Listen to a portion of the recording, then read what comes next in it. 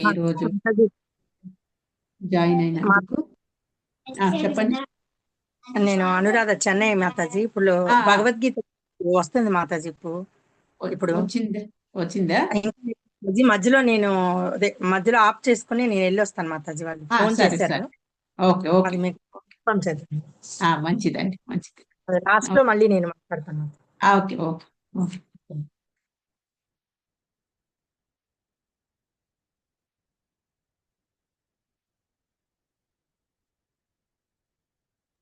Okay. So Mataji నిన్న 6వ అధ్యాయంది సారాంశంది chart వేయలేదు. వేస్తాను. పీపీటీ ఇంకా షేర్ చేయలేదు, పీపీటీ షేర్ చేస్తున్నాను. ఓకే.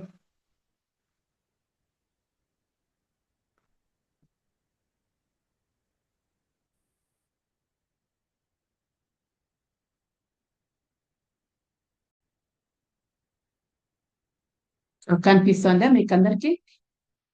కనిపిస్తుంది మాతాజీ, ఆ, కనిపిస్తుందమ్మా. ఓకే. జగద్గురు శ్రీల ప్రభుపాదికి జయ. హరే కృష్ణ కృష్ణ కృష్ణ హరే హరే, హరే రామ రామ రామ హరే హరే. గంధర్విక గిరిధారి గౌర హరికి జయ.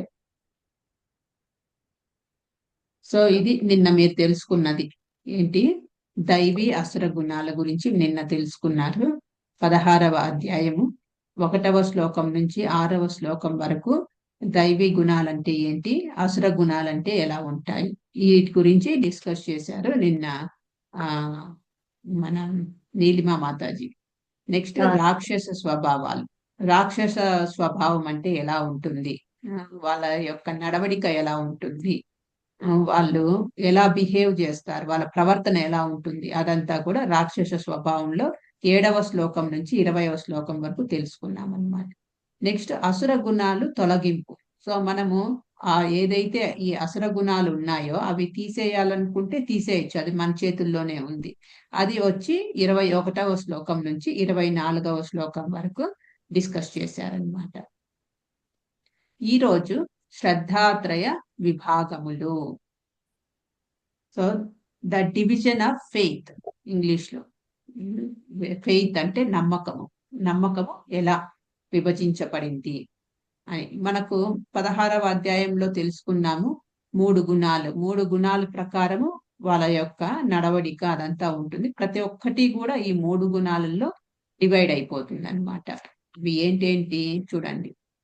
జీవన శైలి యొక్క అంశాలు, వారి యొక్క త్యాగాలు, వారి యొక్క దానాలు అన్నీ కూడా ఇక్కడ ఇచ్చారు. ఒక్క నిమిషం, ఇక్కడ చూడండి. త్యాగము, ప్రవర్తన, వాళ్ళు మాట్లాడే విధానము అన్నీ కూడా ఈ గుణాల పైన డిపెండ్ అయి ఉంటుంది అనమాట. మీరు ఏ గుణంలో ఉన్నారో ఆ గుణానుసారంగా అవి జరుగుతూ ఉంటాయి అని చెప్తున్నారనమాట. అదే ఈ అధ్యాయం 17వ అధ్యాయంలో శ్రద్ధాత్రయ విభాగములు చెప్పబడింది.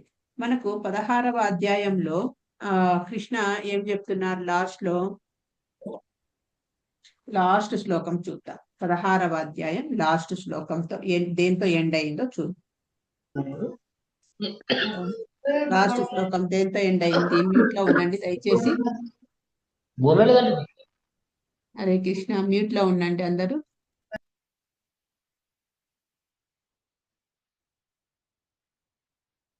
ఓకే. సో 24వ శ్లోకంలో ఏం చెప్తున్నారు? 16వ అధ్యాయం.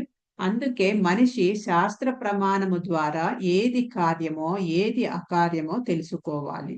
అట్టి విధాలను అతడు తెలుసుకొని క్రమంగా ఉన్నతిని పొందేలాగున కర్మలు చేయాలి. అంటే ఏది శాస్త్రాలలో ఏవి తెలుపబడినాయి, ఏవి శాస్త్రాల్లో చెయ్యొద్దు అని చెప్తున్నాయి, ఏవి శాస్త్రాలలో చెయ్యొచ్చు అని చెప్తున్నారు, దాని ప్రకారము మనము నడుచుకోవాలి అని చెప్తున్నారు. తర్వాత 23వ శ్లోకంలో ఏం చెప్తున్నారు చూడండి. శాస్త్ర విధులను త్రోసిపుచ్చి తనకు తోచిన రీతిగా వర్తించేవాడు పూర్ణత్వమును గాని సుఖమును గాని పరమగతిని గాని పొందలేడు. సో ఏదైతే శాస్త్రాలలో ఉన్నాయో అవే మనము అవే మనం పాటించాలి అన్నమాట మన జీవన శైలిలో. సో అవి కాకుండా శాస్త్ర విధులను త్రోసిపుచ్చి తనకు తోచిన విధంగా నాకు ఇష్టమైన రీతిలో నాకు ఏదైతే ఇష్టమో అది మాత్రమే చేస్తాను, కష్టం అనిండేది వదిలేస్తాను, కష్టం అనిండేది చేయకుండా టచ్ చేయకుండా ఉంటాను. అది కాదనమాట. శాస్త్రాలలో ఏం చెప్పారో అవి మనము చేయాలి జీవితంలో. సో ఆ రకంగా తనకు తోచిన రీతిగా వర్తించేవాడు పూర్ణత్వము గాని, సుఖమును గాని, పరమగతిని గాని పొందలేడు.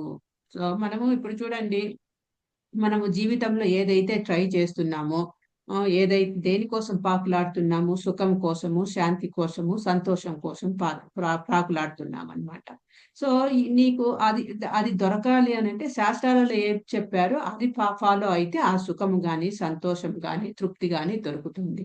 ఆ శాస్త్రాలను ఫాలో అవ్వకుండా నీకొచ్చినట్టు రీతిగా నీవు బిహేవ్ చేస్తుంటే, నీకు ఇష్టం వచ్చిన రీతిగా నువ్వు నడుచుకుంటూ ఉంటే, ప్రవర్తిస్తూ ఉంటే నీకు పూర్ణత్వము ఉండదు, శాంతి ఉండదు, సంతోషము ఉండదు, నీకు పరమగతి కూడా నువ్వు పొందలేవు అని 16వ అధ్యాయం ఎండింగ్ లో కృష్ణ చెప్తున్నారనమాట. దానికి 17వ అధ్యాయం మొదటి శ్లోకంలో అర్జున ఏం చెప్తున్నారో చూద్దాం. దానికన్నా ముందు ఇక్కడ చూడండి, 17వ అధ్యాయం యొక్క సారాంశం టోటల్ గా ఇవి చెప్పబడింది అనమాట. సూత్రము 17లో 1వ శ్లోకము, 2వ శ్లోకము సూత్రం గురించి చెప్తున్నారు.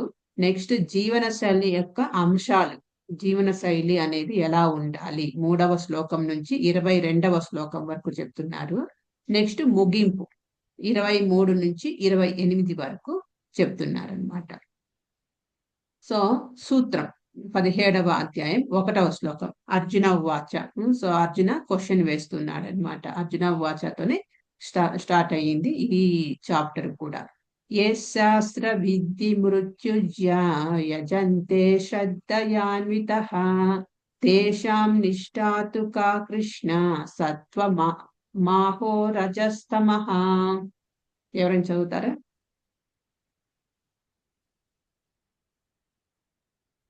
అర్జునుడు ప్రశ్నించెను, ఓ కృష్ణ, శాస్త్ర గ్రంథముల నియమములను పాటింపక తమ మానసిక కల్పనలను అనుసరించి శ్రద్ధతో పూజించు వారి స్థితి ఎట్టిది? వారి సాత్వికుల, రాజసుల లేక తామసుల? సో శాస్త్ర గ్రంథముల నియమములను పాటింపక తమ మానసిక కల్పనలను అనుసరించి శ్రద్ధతో పూజిస్తూ ఉంటారు. శ్రద్ధ అయితే ఉంది, కానీ ఏంటి శాస్త్రాలను ఫాలో అవ్వరు. శాస్త్రాలలో ఏముంది, పురాణాలలో ఏముంది, ఏది మనకు ఫలితం ఎలా ఉంటుంది, వాళ్ళని ఫాలో అయితే ఇదంతా ఏమి ఉండదు అనమాట. మన మానసిక కల్పనని అనుసరించి, సో ఎలా అనిపిస్తే, మనసుకి ఎలా అనిపిస్తే అలా పూజ చేస్తూ ఉంటారనమాట. వారు సాత్వికుల, రాజసికుల, తామసికుల. సో 3 రకాల త్రిగుణాలు 3 ఉన్నాయని చెప్పుకున్నాం కదా. ప్రతి ఒక్కరూ కూడా ఈ 3 గుణాలలో ఉంటారనమాట. ఈ భౌతిక ప్రపంచంలో దేహదారి వచ్చి ఈ 3 గుణాలలో ఉంటారు. సో ఎవరైతే వాళ్ళ ఇష్ట ప్రకారము వాళ్ళ శాస్త్ర గ్రంథంల నియమములను పాటించకుండా పూజించే వాళ్ళను, వర్షిప్ చేసే వాళ్ళు ఎలా ఉంటారు? సాత్వికులు అంటారా, వాళ్ళను రాజసికులు అంటారా, తామసికులు అంటారా అని అంటున్నారు అన్నమాట. కృష్ణుడు సమాధానం ఏం చెప్తున్నారు? ఎవరైనా వేదాలను అనుసరించకపోతే అతను సత్వ, రజో మరో తమో గుణాల సహజ ప్రేరణలను అనుసరిస్తాడు. సో ఏదైనా అంటే శుద్ధ సత్వంలో ఉండాలి అని అంటే నువ్వు వేదాలను పాటించాలని, లేకపోతే ఈ 3 కేటగిరీలో పడిపోతాం. జీవన శైలి యొక్క అంశాలు. సో విశ్వాసం మరియు ఆరాధన, ఆహారం. సో ఈ 3 గుణాలలో ఉన్న వ్యక్తుల యొక్క విశ్వాసం ఎలా ఉంటుంది, వారి యొక్క వర్షిప్, ఆరాధన ఎలా ఉంటుంది, భగవంతుని పట్ల ఆరాధన ఎలా ఉంటుంది, వారి యొక్క ఆహారం ఎలా ఉంటుంది అని చెప్తున్నారనమాట. ఆహారం మనం అనుకోవచ్చు, ఆహారం ఎలా ప్రభావితం చూపిస్తుంది అనేసి. ఒకటి ఇంగ్లీష్ లో అంటారు కదా, what you are is what you అనేసి. నువ్వు ఏం చేస్తే అది, నువ్వు ఏం తింటే అదే బయటకు వస్తుంది, అంతే కదా. మనము ఏంటి లోపలికి వేస్తామో అదే బయటకు వస్తుంది కదా. సో ఆ దేహధారి అయిన వారి యొక్క విశ్వాసము, ఆరాధన, ఆహారము ఎలా ఉంటుందో ఇక్కడ మనకు 7 విషయాలను డిస్కస్ చేశారనమాట కృష్ణ. ఆ 7 విషయాలు ఏంటి అంటే వారి యొక్క శ్రద్ధ, ఎలా ఉంటుంది, ఈ 3 గుణాలలో ఉన్న వారి యొక్క శ్రద్ధ. తర్వాత వారి యొక్క ఆహారము, హరే కృష్ణ, రసజ్ఞ. అన్మ్యూట్ చేసుకుంటున్నారు సారికి, మ్యూట్ లో పెడుతుంటే మ్యూట్ లోనే ఉండండి అమ్మా. వారి యొక్క శ్రద్ధ ఎలా ఉంటుంది, వారి యొక్క ఆహారం ఎలా ఉంటుంది, వారి యొక్క యజ్ఞము ఎలాంటిది, స్వభావం ఎలాంటిది, వాక్కు ఎలాంటిది, మనస్సు యొక్క నియంత్రణ ఎలా ఉంటుంది, దానం ఎలాంటిది.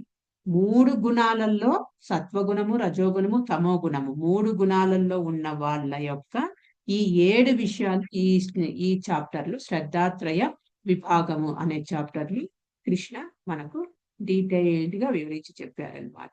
మనము భగవద్గీత మొదట్లో చెప్పుకునేటప్పుడు గీతా మహాత్మయ, భగవద్గీత ఎందుకు చదవాలి, భగవద్గీత యొక్క గొప్పతనం ఏది అని తెలుసుకునేటప్పుడు మనం అనుకున్నాం కదా, మనము మానవులమై పుట్టిన తర్వాత భగవంతుడు ఈ మానవునిగా ఈ దేహాన్ని తీసుకున్న తర్వాత మానవుడు అనేవాడు ఈ సమాజంలో ఎలా ఉండాలి, ఎలా నడుచుకోవాలి, ఎలా ప్రవర్తించాలి, ఏమి తినాలి, ఏమి తినకూడదు, ఎంతసేపు పడుకోవాలి, అన్ని కూడా భగవద్గీతలో చెప్పారని చెప్పాను కదా మనము. సో ఇక్కడ చూడండి, మనకు ఇంతకు ముందు చాప్టర్ లో గుణాల గురించి చెప్పారు, సత్వగుణము, రజోగుణము, తమో గుణము. ఇక్కడ ఈ 7 అంశాలు కవర్ చేసేసారు చూడండి. శ్రద్ధ, ఆహారము, యజ్ఞము, స్వభావము, వారి యొక్క వాక్కు, మనసు యొక్క నియంత్రణ, దానము. ఈ 3 గుణాల వాళ్లకు ఈ 7 అంశాలు ఎలా ఎలా ఉంటాయి అనే దాని గురించి ఈ చాప్టర్ లో మొత్తం మనకు వివరించి చెప్పారనమాట. సో జీవన శైలి యొక్క అంశం. సో 3వ శ్లోకం నుంచి 22వ శ్లోకం వరకు ఈ 3 అంశాలు, త్యాగము, ప్రవర్తన, ప్రసంగము. సో సత్వగుణంలో ఉన్న వారి యొక్క త్యాగం ఎలా ఉంటుంది, రజోగుణం వారి యొక్క త్యాగం ఎలా ఉంటుంది, తమో గుణం వారి త్యాగం ఏంటి, ప్రవర్తన ఎలా ఉంటారు, సత్వగుణం వాళ్ళు ఎలా ప్రవర్తిస్తారు, రజోగుణం వాళ్ళు ఎలా ప్రవర్తిస్తారు, తమో గుణం వాళ్ళు ఎలా ప్రవర్తిస్తారు. నెక్స్ట్ ప్రసంగం, ఎలా మాట్లాడతారు ఈ 3 గుణాల వాళ్ళు. ఈ అంశాల గురించి 3వ శ్లోకం నుంచి 22వ శ్లోకం వరకు చెప్పారు కృష్ణ. చూద్దాం. నెక్స్ట్ మానసిక నియంత్రణ, అది కూడా కవర్ అయింది. నెక్స్ట్ దానం, ఈ 3 గుణాలలో ఉన్న వాళ్ళు ఎలా ఎలా దానం చేస్తారు అనేది.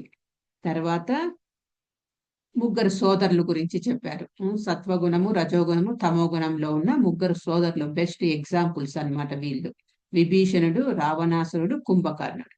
సో 3 గుణాలకు వీళ్ళు పర్ఫెక్ట్ ఎగ్జాంపుల్ అని చెప్పొచ్చు. విభీషణుడు వచ్చి సత్వగుణంలో ఉన్నవాడు, రావణుడు వచ్చి రజోగుణంలో ఉన్నవాడు, కుంభకర్ణుడు వచ్చి తమో గుణంలో ఉన్నవారు.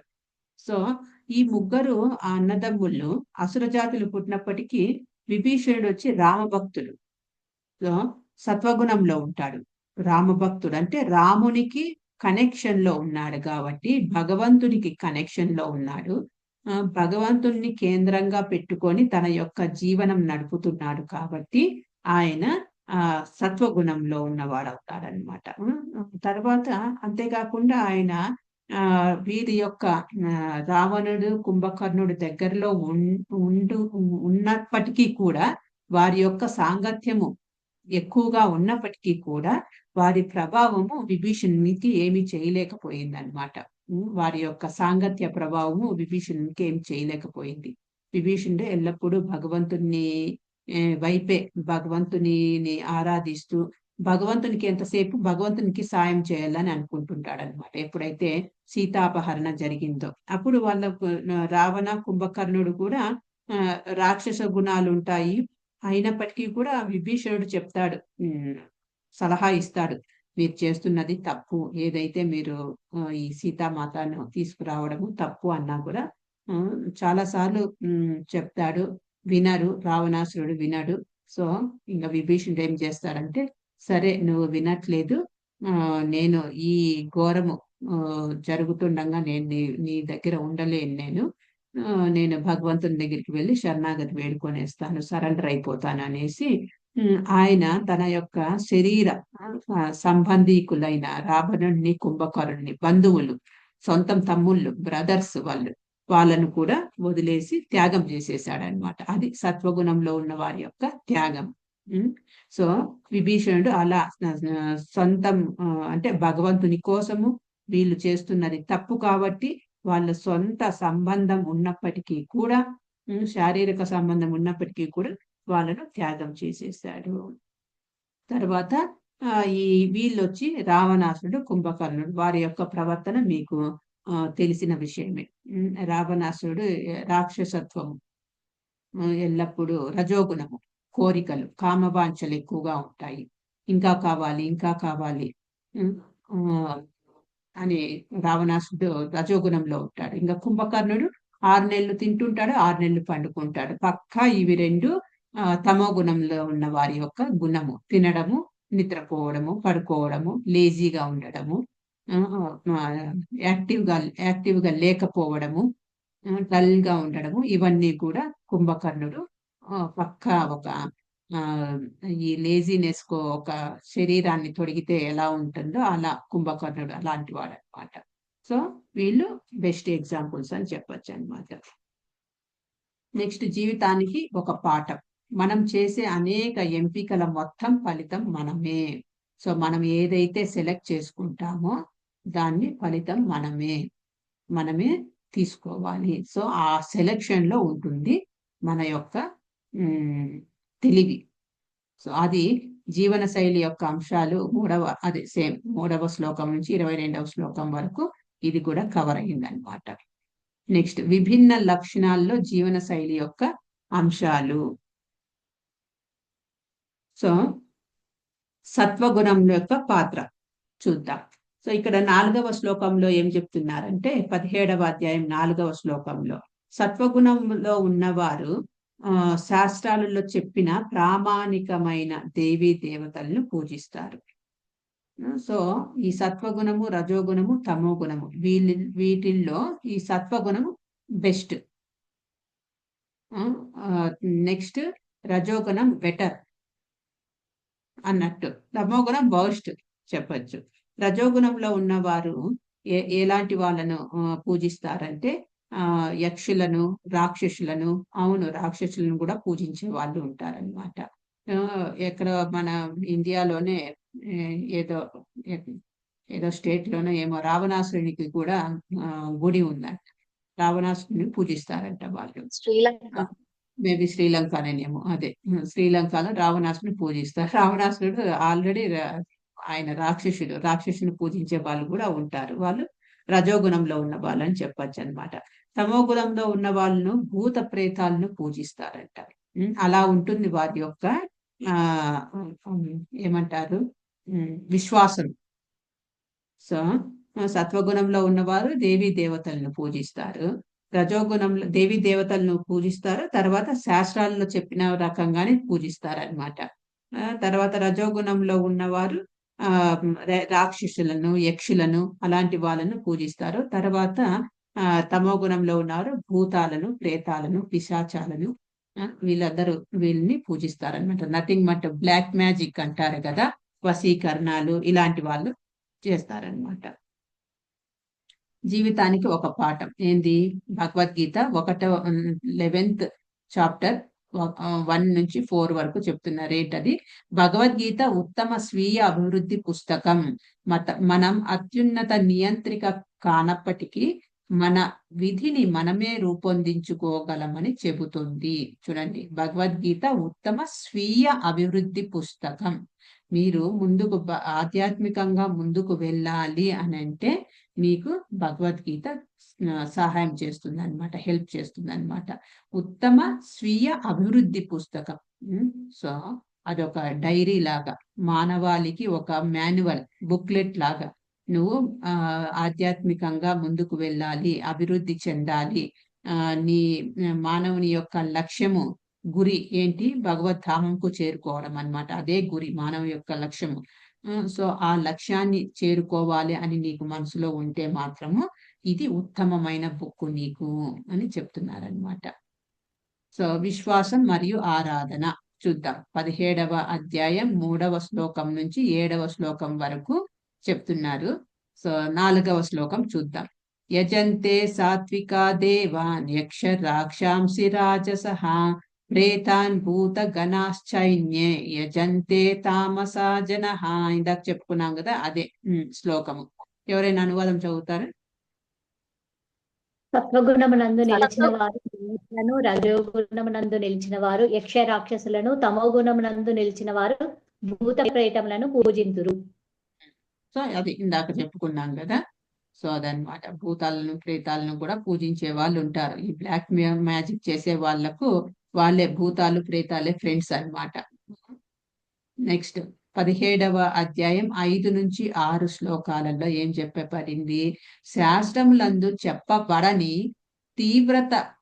తీవ్ర తపోనిష్టలను, గర్వము తోడను, అహంకారము తోడను వనరించు వారును, కామరాగములచే ప్రేరేపింపబడిన వారును, మూఢులను, పంచభూతాత్మకమైన దేహమును మరియు ఆ దేహమునందున్న పరమాత్మను కూడా కష్టపెట్టేవారును అసురులుగా తెలియబడుదురు. చూడండి, సో అసురులు అంటే ఎలా ఉంటుందంటే వారి యొక్క తపస్సు, వారి యొక్క విశ్వాసము అది ఎలా ఉంటుందంటే చెప్పబడని, శాస్త్రములందు చెప్పబడని, శాస్త్రాలలో చెప్పి ఉండరు, అలాంటి తీవ్రమైన డెసిషన్స్ తీసుకుంటారనమాట. తీవ్రమైన తపోనిష్టలను తీసుకుంటారు. తర్వాత గర్వంతో, అహంకారముతో. ఫర్ ఎగ్జాంపుల్ ఇక్కడ మనకు హిరణ్యకశిపు. సో హిరణ్యకశిపుంది ఇక్కడ పిక్చర్ ఉన్నది. హిరణ్యకశిపుడు ఎంతటి తన దేహాన్నే కాకుండా దేహం లోపల ఉన్న పరమాత్మను కూడా కష్టపడే విధంగా తపస్సు చేశాడనమాట. హిరణ్యకశిపుని యొక్క దేహము ఆయన 60,000 సంవత్సరాలు తపస్సు చేశాడు, ఒంటికాల మీద నిలబడుకొని అడవిలో. సో ఆ దేహం మొత్తము చీమల పుట్టలు పట్టి చీమలు తినేశాయి దేహాన్ని, శరీరాన్ని మొత్తము చీమలు తినేశాయి. చూడండి, ఒక భాగం, ఒక సైడ్ అంతా అస్థిపంజరం కనిపిస్తోంది. అయినప్పటికీ కూడా ఆయన తపస్సును ఆపలేదు. పోని దేనికోసం తపస్సు చేస్తున్నాడు రా అని అంటే తన యొక్క సొంత లాభం కోసం చేస్తున్నాడు. ఏం కావాలంట ఆయనకు? హిరణ్యకశిపునికి చావు అనేది ఉండకూడదంట. దాని గురించి బ్రహ్మను పొందడానికి, బ్రహ్మ నుంచి ఆ వరం పొందడానికి తపస్సు చేస్తున్నాడు. అలా ఉంటాయి వారి యొక్క అసురీ స్వభావం ఉన్న వారి యొక్క తపస్సులైతేనేమి, త్యాగాలైతేనేమి, దానాలైతేనేమి, ఏదో ఒక ఆశించి, ఫలితాన్ని ఆశించి చేస్తూ ఉంటారన్నమాట. సో ఆయన దేహాన్ని తర్వాత ఇది హిరణ్యకశిపుడు వచ్చి అలా చీమల పుట్టలు పెట్టి చీమలు తినేస్తున్నప్పటికీ కూడా అలాగే కంటిన్యూ చేశాడు ఆయన యొక్క తపస్సును. తర్వాత ఇంకొక ఎగ్జాంపుల్ చూసుకుంటే మనము రావణాసురుడు శివుణ్ణి పొందడం కోసం, శివుని నుంచి ఈ వరాలు పొందడం కోసము ఆయన యొక్క శరీరము యొక్క మాంసంను కట్ చేసుకుంటూ యజ్ఞంలో, హోమంలో చేస్తూ ఉంటాడనమాట. సో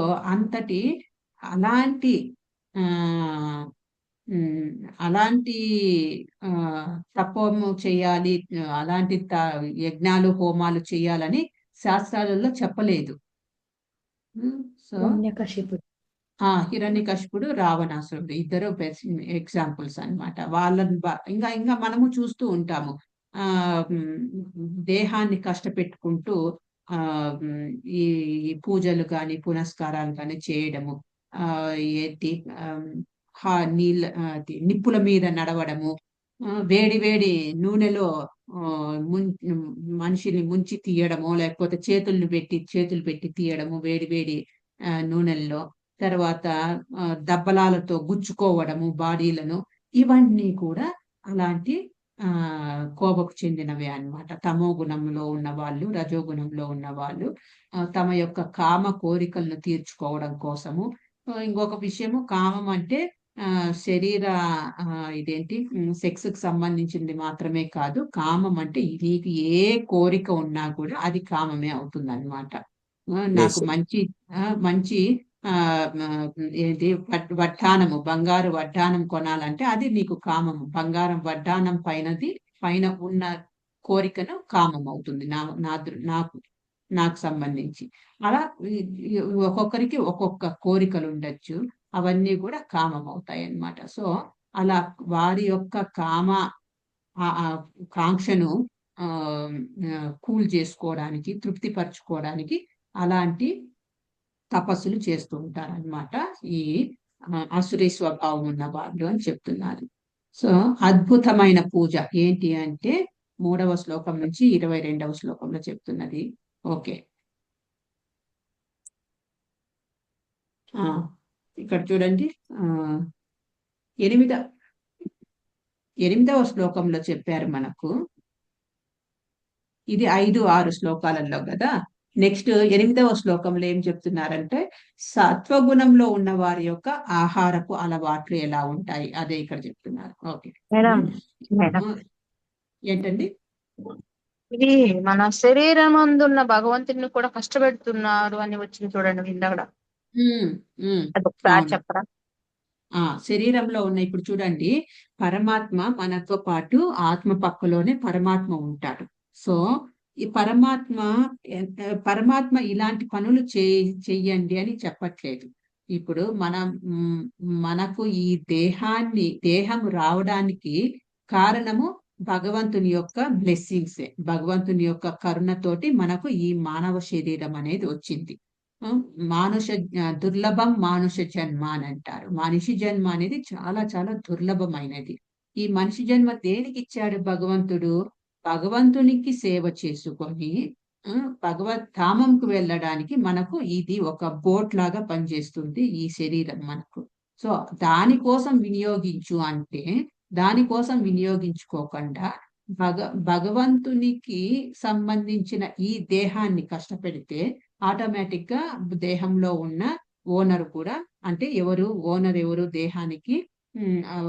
ఆత్మ పక్కలో ఉన్న పరమాత్మ అన్నమాట. ఆత్మే కాదు, ఆత్మ పక్కలో ఉన్న పరమాత్మ కూడా యాక్చువల్ గా ఆయనే ఓనరు. ఇప్పుడు చూడండి, మనము లేడీస్ చాలా మంది, కొంతమంది అంటే చాలా మంది ఎవరు తీసుకోరులేండి. ఓకే, అది నగలు గాని చీరలు గాని అవి మంచి ఎగ్జాంపుల్స్ కాదు. ఒక వెహికల్ అండి, పక్కింటి ఏదో నేను బయటికి వెళ్ళాలనుకున్నాను, కూరగాయలు తీసుకురావాలనుకుంటుంటే నా స్కూటర్ చెడిపోయింది, టయానికి పంచర్ అయిపోయింది. కాకపోతే నాకు అర్జెంటు, నడుచుకొని వెళ్ళేంత టైం లేదు. సో అప్పుడు మనం ఏం చేస్తాము, పక్కింటి వాళ్ళతో ఎనికింటి వాళ్ళతో కొంచెం జస్ట్ ఒక 10 minutes 15 minutes మీ స్కూటర్ యూజ్ చేసుకుంటానని తీసుకొని వెళ్తారు. తీసుకొని వెళ్ళినప్పుడు మనం ఎంత జాగ్రత్తగా ఉంటాము, అది మంది కాదు కదా ఆ స్కూటరు. సో చాలా జాగ్రత్తగా తిరిగి వాళ్ళకు అప్పచెప్పేంత వరకు మనము కేర్ఫుల్ గా చూసుకుంటామా లేదా? సో అలాగే మన దేహము కూడా భగవంతుడు మనకిచ్చింది. ఈ దేహము మంది కాదు, ఈ దేహము భగవంతుని దేహం. సో భగవంతుడు మనకి ఇచ్చిన ఈ దేహాన్ని మనము కష్టపెడితే భగవంతుడు కూడా ఆటోమేటిక్ గా పరమాత్మ రూపంలో ఉన్న వ్యక్తి భగవంతుడు కూడా బాధపడతాడు, కష్టపడతాడు. అది తనకు ఇష్టం లేదు. అది మనము ఎంత ఉన్నా కూడా అదే కదా ఇక్కడ మనకు ఈ సత్వగుణంలో ఉన్న వారికి, రజోగుణంలో తమో గుణంలో ఉన్న వారికి, అసురీ స్వభావం ఉన్న వాళ్ళకు డిఫరెన్స్. దైవీ స్వభావాలు సత్వగుణంలో ఉన్నవారు భగవంతుణ్ణి కేంద్రంగా పెట్టుకొని భగవంతుని యొక్క ఇంద్రియాలకు మనము సంతోషపడేలాగా, భగవంతుడు సంతోషపడేలాగా చేయాలని అనుకుంటాం. మనం ఏది చేసినా కూడా, ఏ పని చేసినా భగవంతుణ్ణి పెట్టాలి అనే విధంగా ట్రై చేస్తారు. ఎవరు? దైవీ స్వభావం ఉన్న వాళ్ళు, సత్వగుణంలో ఉన్న వాళ్ళు.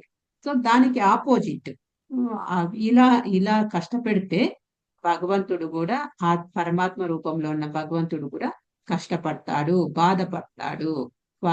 భగవంతుడు ఏ శాస్త్రాలలో చెప్పలా, నీ మాంసం ముద్దను, నీ దేహం నుంచి మాంసం ముద్దలు కట్ చేసి యజ్ఞంలో వేసి నాకు హోమం చెయ్యి, యజ్ఞం చెయ్యి అని ఏ శాస్త్రంలో కూడా చెప్పలేదు. అది అన్నమాట. ఓకేనా మాతాజీ?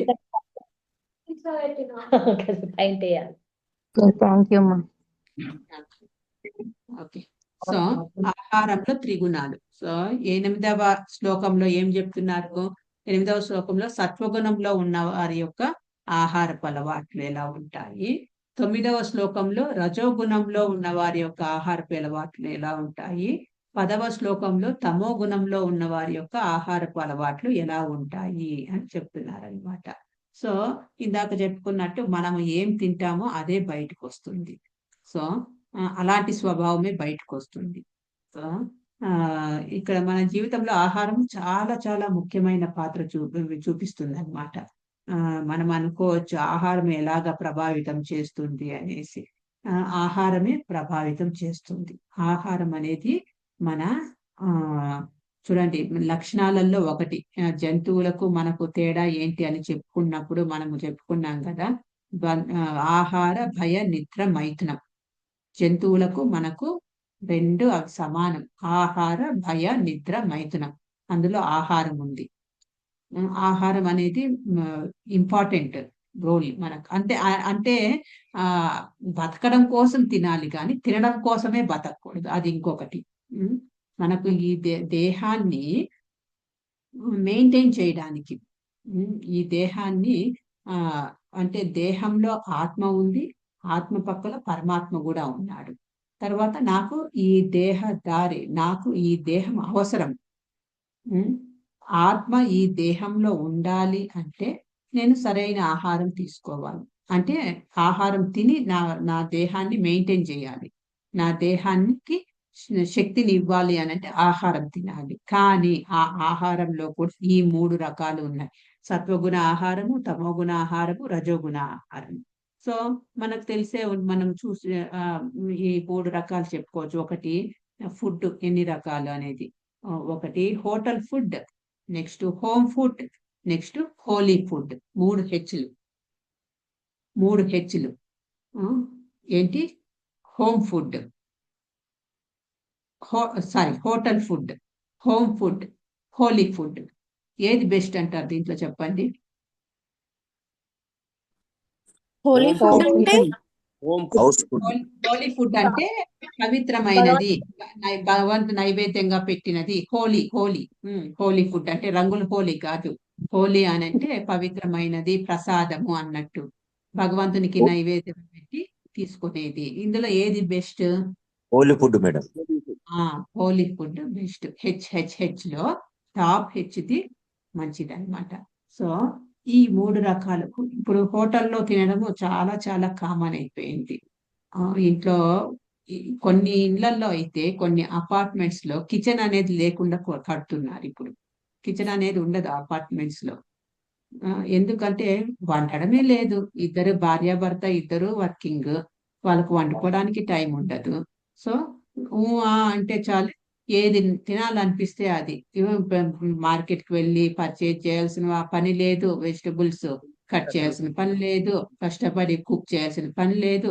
స్విగ్గీలు, జొమాటోలు అవి ఇంకా ఆకర్షణీయంగా ప్రజెంట్ చేస్తారు వాళ్ళు.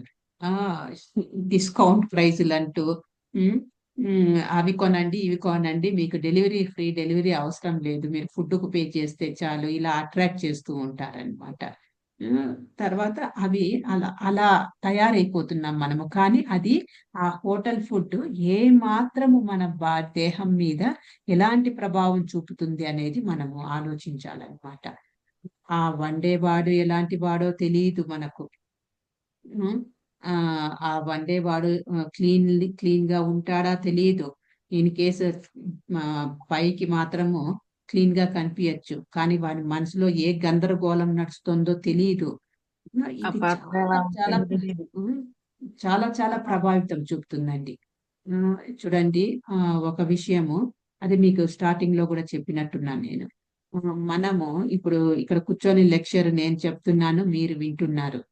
సో ఆ హరికథ కానీ భగవంతుని లీలలు కానీ చెప్పినవి మీ చెవులేకి ఏమాత్రం వెళ్తాయో తెలియదు. ఆ చెవులేకి వెళ్ళినవి ఎంతవరకు మిమ్మల్ని హత్తుకుంటాయో తెలియదు.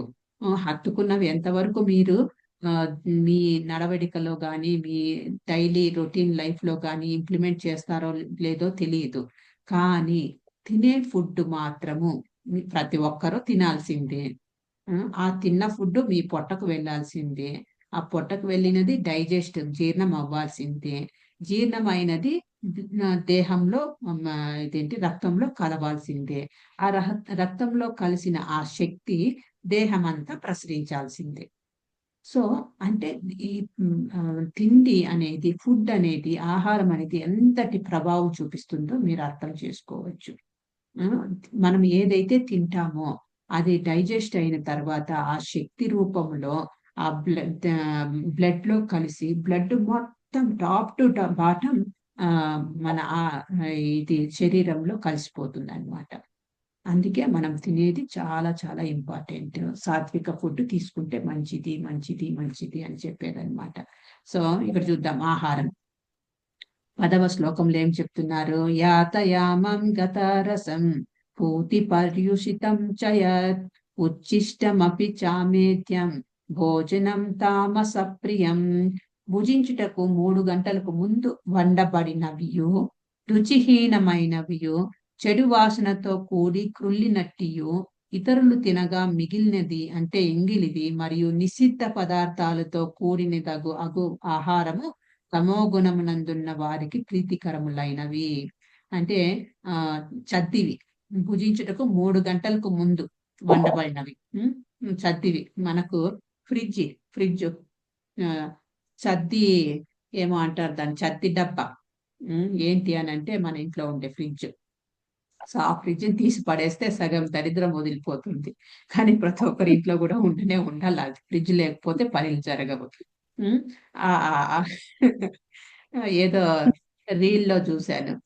ఒక ఆవిడ వారం 10 రోజుల తర్వాత ఫ్రిడ్జ్ క్లీన్ చేద్దామని అన్ని తీసి క్లీన్ చేసి అవన్నీ డిస్పోజ్ చేయాలని డైనింగ్ టేబుల్ మీద పెట్టుంటుంది. అన్ని ఆహార పదార్థాలు మొత్తం ఒక పూటకు శుభ్రంగా అయ్యేంత ఫుడ్ బయటకు వస్తుంది అనమాట ఫ్రిడ్జ్ లో నుంచి. ఏంటి అన్ని రకాలు ఏంటి పలావ్ అంట, పప్పు, అన్నము, రసము, పెరుగన్నము, వడలు, అవి ఇవి జ్యూసులు అన్ని వచ్చేస్తాయి బయటికి. అవన్నీ కూడా డబ్బాలో ఇన్ని రోజులు అవి కుళ్ళుతూ ఉంటాయి అన్నమాట.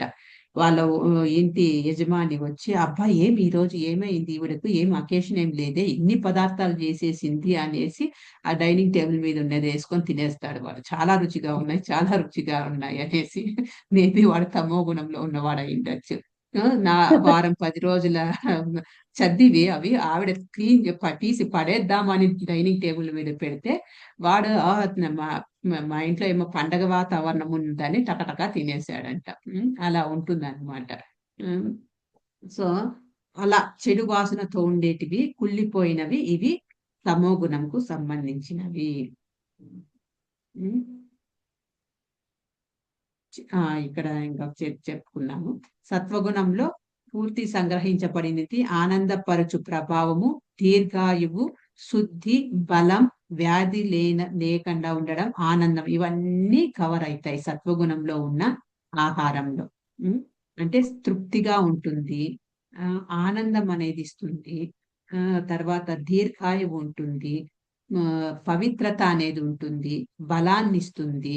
బలాన్ని ఎలా ఇస్తుందంటే ఇందాక చెప్పాను కదా, అది పొట్టలోకి వెళ్ళాలి, డైజెస్ట్ అవ్వాలి, అది తిరిగి డైజెస్ట్ అయినది బల రూపంలో, రక్తం రూపంలో ఫుల్ దేహం అంతా పాకుతుంది. సో అదే ఇప్పుడు ఈ కుళ్ళిపోయినది ఇలాంటివి తిన్నామనుకోండి, దాని ప్రభావం అలాగే ఉంటుంది. తిన్న తర్వాత మజ్జుగా ఉండడము, నిద్రపోవాలని అనుకోవడము, తొందరగా డైజెస్ట్ కాకపోవడము, దాని వల్ల ఇంకా ఎన్నెన్నో ప్రభావాలు, సైడ్ ఎఫెక్ట్స్, వామిటింగ్స్ రావడము, పుల్లటి తేపులు రావడము. ఎందుకంటే ఆల్రెడీ బయటనే సగం కుళ్ళిపోయింది అది, ఇంకా కడుపు లేకపోయి ఇంకా అది గ్యాస్ ఫామ్ చేయడము, ఇవన్నీ కూడా అలాంటికి లేకుండా ఉండదని సత్వగుణము. సో ఆనందకరమైనది. సో ఇందాక చెప్పుకున్నట్టు మనము hotel food, home food, holy food. So హోటల్లో ఎప్పుడువి తీసి పెడతారో తెలియదు మనకు. మనము ఇంట్లో చేయడానికి ఎంత టైం పడుతుంది ఒక ఐటమ్ ఏదైనా చేయాలంటే, పాలక్ పనీరో, పనీర్ ఏమంటారు బటర్ పనీరో, బటర్ మసాలా ఇలాంటివి చేయాలంటే ఎంత టైం పడుతుంది. వాళ్ళు మీకు 15 నిమిషాల్లో తీసుకొచ్చి ఇస్తున్నారు అని అంటే ఆల్రెడీ చేసి పెట్టకుండా ఉండింటే వాళ్ళ వల్ల కాదు, చేయలేరు, ఇమ్మీడియట్ గా సర్వ్ చేయలేరు. అంటే అది ఎప్పుడు చేసి పెట్టారో ఏమో తెలియదు. ఆ చేసే వ్యక్తి ఎలాంటి వాడో తెలియదు, వాని మూడ్ ఎలా ఉందో తెలియదు. ఉమ్, తర్వాత నెక్స్ట్ హోమ్ ఫుడ్ మీకు తెలిసిందే. ఇంట్లో మన అమ్మలు కానీ అక్కలు కానీ మన ఇంటికి సంబంధించిన వాళ్ళకు కుక్ చేసేటప్పుడు ఎంతో ప్రేమతో క్లీన్లీనెస్ మెయింటైన్ చేస్తూ 1కి 10 సార్లు కడిగి, వెజిటబుల్స్ అయితేనేమి ఆకుకూరలు అయితేనేమి కడిగి ఇదేంటి మనస్ఫూర్తిగా మా ఇంట్లో ఉన్న సభ్యులందరూ కూడా ఈ ఆహారాన్ని తినడం వల్ల మంచి ఆరోగ్యం ఉండాలి అనే ఇది మనస్సుతోనే కుక్ చేస్తారు. సో అదే ఎఫెక్ట్ చూడండి. మనం ఎన్నోసార్లు మనము అనుకోయిండొచ్చు, మా అమ్మ చేసిన మా అమ్మ చేసిన పప్పు రుచి బయట ఎక్కడ తిన్నా నాకు రాదు అని అంటే, ఆవిడ ఏమి పెద్ద ఎక్కువగా ఏమి ఇంగ్రీడియంట్స్ ఏమి వేసి కుక్ చేయట్లేదు ఆవిడ. ఆవిడ ఏం చేస్తున్నది అంటే ఆవిడ యొక్క శ్రద్ధ, మన పైన ఉన్న శ్రద్ధ, మన పైన ఉన్న ప్రేమ, మన పైన ఉన్న ఆప్యాయత అవి పడుతున్నాయి కాబట్టి అందులో ఆ టేస్ట్ అనేది వస్తుంది. దీనికి మించినది హోలీ ఫుడ్. హోలీ ఫుడ్ అంటే భగవంతునికి నైవేద్యంగా పెట్టిన ఫుడ్. సో భగవంతునికి నైవేద్యం పెట్టాలి అని అంటే ఆటోమేటిక్ గా కొన్ని జాగ్రత్తలు అనేవి మనం ముందే తీసుకుంటాము. ఏంటి? స్నానం చేయడము, పరిశుభ్రంగా ఉంచడము, ఏమి కిచెన్ లో మన స్టవ్ చుట్టుపక్కల కూడా పరిశుభ్రంగా ఉంచడము, తర్వాత భగవంతుని కోసం చేస్తున్నాననే దీంతో కాన్షియస్నెస్ తో చేయడము, తర్వాత 1కి 10 సార్లు రుచి చూడడం అనేది ఉండదు. భగవంతుని కోసం చేస్తున్నాం కాబట్టి రుచి అనేది చూడము, అన్ని మనకు అందాజుగానే వేస్తాము. అది భగవంతుని దగ్గర పెట్టి ఆ తర్వాత తిన్నామనుకోండి, మనకే వండర్ అనిపిస్తుంది. నేను టేస్ట్ చూడకుండా కుక్ చేసినవి ఇంత టేస్టీగా వస్తున్నాయా అనేసి. అది ఎందుకు అంత టేస్ట్ వస్తున్నాయి అని అంటే అది మన గొప్పదనం కాదు. మనము చేసిన తర్వాత భగవంతునికి నైవేద్యంగా పెడుతున్నాం కదా, ఆ భగవంతుడు ఆ ఆహారాన్ని స్వీకరిస్తున్నాడు కాబట్టి, ఆయన ఎంగిలి అందులో కలుస్తోంది కాబట్టి దానికి అంతటి టేస్ట్ వస్తుంది. టెంపుల్ టెంపుల్ పులిహోర అనేసి ఎంత ఫేమస్. ఆ టెంపుల్ పులిహోరను మీరు ఎన్ని ఇంగ్రీడియంట్స్ ఎన్ని యూట్యూబ్ చూసి ఇంట్లో చేసినా ఆ టెంపుల్ పులిహోర టేస్ట్ ఇంట్లో రానే రాదు. ఎందుకు అనంటే అది తేడా. భగవంతునికి నైవేద్యం చేస్తే మాత్రము తప్పకుండా అది వస్తుంది. తర్వాత మన దద్దోజనము, పొంగల్, ఇవి ఎంత ఎంత టేస్టీగా ఉంటాయి టెంపుల్లో. మనం ఇంట్లో పొంగల్ చేస్తే ఎవరు తినరు. అబ్బా పొంగలా అని అంటారు.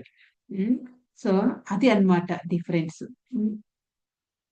హోలీ ఫుడ్ కు, హోమ్ ఫుడ్ కు, హోటల్ ఫుడ్ కు. సో ఇక్కడ రజోగుణంలో ఉన్న వాళ్ళు దేన్ని ఇష్టపడతారంట? చేదు, పుల్లగా ఉండాలా, వేడి వేడిగా ఉండాలి, కారం కారం ఉండాలి, ఉప్పు కారాలు ఎక్కువ వేసి దట్టించి తింటారే అది రజోగుణంలో ఉండేవాళ్ళు. దాని యొక్క ప్రభావం ఎలా ఉంటుందంట? బాధ, ఆందోళన, అనారోగ్యం. అది మామూలే. ఇప్పుడు డాక్టర్ దగ్గరికి వెళ్ళినామంటే నాకు కడుపులో మంట అని వెళ్ళామంటే, నువ్వమ్మా ఉప్పు కారం తగ్గించమ్మా, తర్వాత అవి ఏంటి ఊరగాయలు పక్కన పెట్టేసి, ఎందుకంటే ఊరగాయల్లో ఉన్నదే ఉప్పు కారము, తర్వాత నూనె, ఆ తర్వాత అవి బాగా ఫర్మెంట్ పులిసిపోయినవి ఆల్రెడీ సంవత్సరాలు పెట్టి, ఎంత పులిస్తే అంత మంచిది, అంత టేస్టీగా ఉంటుంది ఊరగాయ అనేసి వేసి దట్టించుకొని తింటాము. ఆ తర్వాత ఏంటి రిజల్ట్ అంటే ఇలా ఉంటుంది, కడుపు పట్టుకొని పరిగెత్తాలన్నమాట. అది అది రజోగుణం యొక్క తిండిలో ఉన్న ప్రభావం. తర్వాత తమో గుణంలో ఎలా ఉంటుంది? రుచి లేనిది, కుళ్ళిపోయినది, అంటరాని వాడివి, అంటకూడనివి. ఏంటి ఇప్పుడు చూడండి, తమో గుణము ఇప్పుడు కుళ్ళిపోయినవి, అంటరవి. ఓకే, ఇప్పుడు చూడండి, ఒక ఫ్రెష్ యాపిల్ మన ముందర పెట్టాము, ఫ్రెష్ గా కట్ చేసిన మాంసం ముక్క పెట్టాము. ఇమీడియట్ గా మనిషి అనేవాడు ఏది తీసుకొని తింటాడు?